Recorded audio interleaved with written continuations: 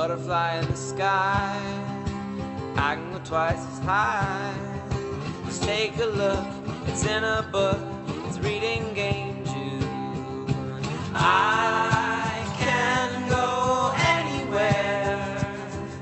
Friends that know there's ways to grow, it's reading GameJew. I can be anything. Just take a look, it's in a book, it's reading GameJew. Reading GameJew, it's reading GameJew. Reading GameJew, it's reading GameJew. Reading GameJew, it's reading GameJew. Reading GameJew. A Theory of Fun for Game Design by one Raph Koster. In addition to holding a bachelor's degree in creative writing and an MFA in poetry, Mr. Koster was involved in the world of online games, starting with MUDs, or multi-user dungeons. He went on to be the lead designer of Ultima Online, The Second Age, Ultima Online Live, and was the creative director of Star Wars Galaxies. He was then promoted to Chief Creative Officer of Sony Online Entertainment, but left that cushy job to be the maverick that he is, working on a new top-secret project called Arii. I don't know how to pronounce it. I don't think anyone does. Here's the link.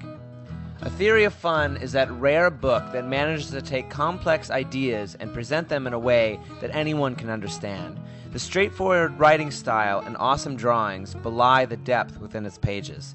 There's a lot here, and I've read it over and over again, coming back and always finding different parts that pique my interest.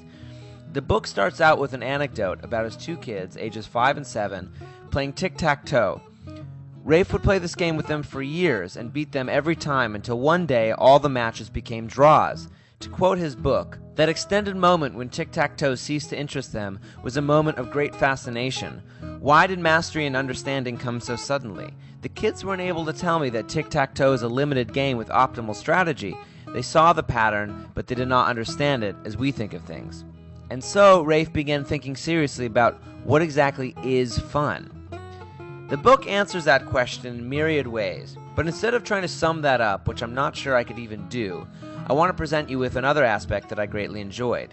Raph gives us some great analysis of video game history. Consider his take on early platforming games. Specifically, he gives us two basic paradigms.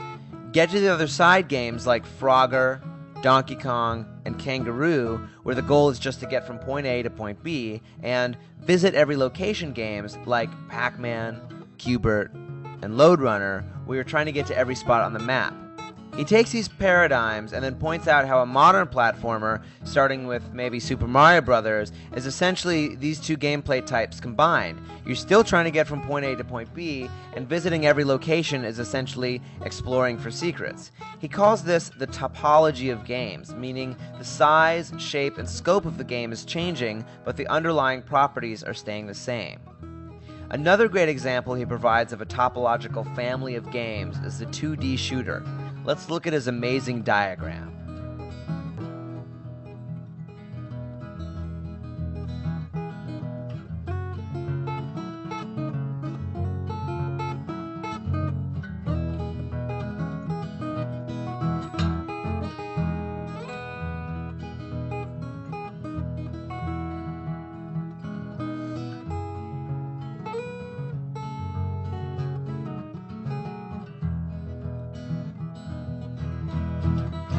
I could go on and on and on about this book, as I've only scratched the surface, but instead I'm going to provide a link to Amazon and demand that you buy it, because it can seriously change your life. Whether you're interested in creating games, you just like to play games, you just have a curious soul, this book is a great read and will keep you thinking for years and years to come.